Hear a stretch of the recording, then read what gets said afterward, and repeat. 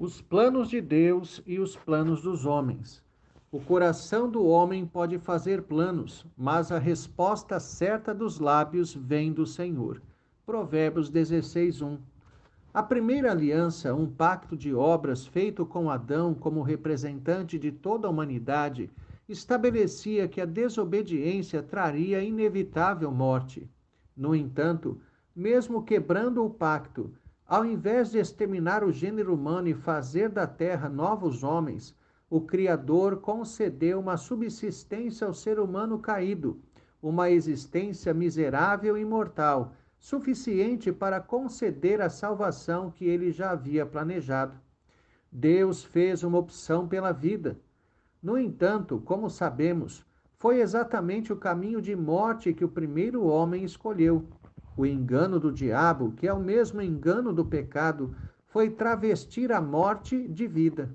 Dessa forma, o pecado sempre é apresentado como algo bom e agradável, às vezes como verdadeira solução para um problema, mas o seu resultado será sempre morte. Nunca jamais um pecado dará certo. Se o homem se mantivesse na obediência, teria também permanecido na perfeição. Não haveria mais qualquer prova, nenhuma possibilidade de queda. Todos os seus propósitos e planos seriam pensados e concebidos dentro dos limites da justiça e perfeição. O ser humano refletiria naturalmente a vontade de Deus. Ele planejaria aquilo que Deus já havia planejado. No entanto, a humanidade caída perdeu sua conexão com Deus e passou a criar vontades alternativas. Dessa forma, o Senhor permitiu que o ser humano planejasse coisas que não são a vontade divina, que, portanto, jamais acontecerão. É por isso que devemos confiar no propósito de Deus para a nossa vida. Se nos entregamos a Deus de corpo e alma, se a graça de Deus já atuou transformadora em minha vida, se já fui adotado filho de Deus, então meu prazer e satisfação estão no Senhor e quero a vontade de Deus. Sei que Ele cuida de mim como seu filho e confiarei, buscarei a vontade dEle para a minha vida. Assim, todos nós fazemos os nossos planos. Na verdade, neste mundo caído, devemos entender que um plano nem sempre é algo deliberado e pensado, como se fosse um projeto arquitetado cuidadosamente para ser cumprido. Aplica-se também simplesmente aos desejos de nosso coração, isto é, às vontades lícitas que temos e que nos levam a ansiar muito a realização ou o recebimento de alguma coisa. Portanto, nesse sentido, todos nós fazemos planos. O provérbio de Salomão não é uma advertência contra a tendência humana de planejar. Planejar é bom e, em certas situações, mais do que necessário. No entanto, o grande problema está quando o ser humano acredita poder determinar o que acontecerá, ou seja, que irá alcançar necessariamente aquilo que planejou. Contra isso é que pesa a advertência de Salomão. É a vontade de Deus que prevalecerá sempre. E a questão é que não adianta se debater, murmurar, se revoltar.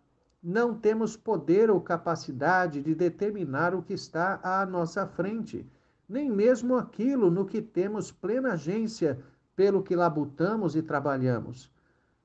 Por vezes, tentamos ler favoravelmente os sinais à nossa vontade, como uma forma de constranger Deus a fazer o que queremos. Outras, esperamos que o Senhor nos dê o que suplicamos, por nos julgarmos pessoas boas ou por acreditarmos que, por não ficarmos toda hora pedindo a Deus algo específico e pessoal, desta vez Ele haverá de nos conceder. Contudo, não deveríamos pensar negativamente sobre isso, como se a contragosto disséssemos: não tem jeito mesmo. Salomão fala que quando o Senhor contraria os nossos propósitos, é porque está nos dirigindo os passos. Em outras palavras, a negativa da nossa vontade é também algo positivo. O nosso problema, muitas vezes, será reconhecer e aceitar isso. Nossa dificuldade diante das situações e das tomadas de decisão sempre será dobrar a nossa vontade e querer a vontade de Deus. O Senhor tem nossa vida planejada. Também as negativas fazem parte desse plano divino, nos ensinando não apenas a aceitar as coisas que Deus nos dá, mas também a confiar na vontade dele em tudo o que não nos concede. Ele está nos dirigindo. Descanse na condução de Deus em sua vida, especialmente quando algo que você tanto almejou não se concretizou, também diante de perdas significativas. Perceba claramente a realidade de Deus dirigindo sua vida. Nisto estão também a paz e a segurança do crente. Tenha um excelente dia na presença do Senhor, Reverendo Jair de Almeida Júnior.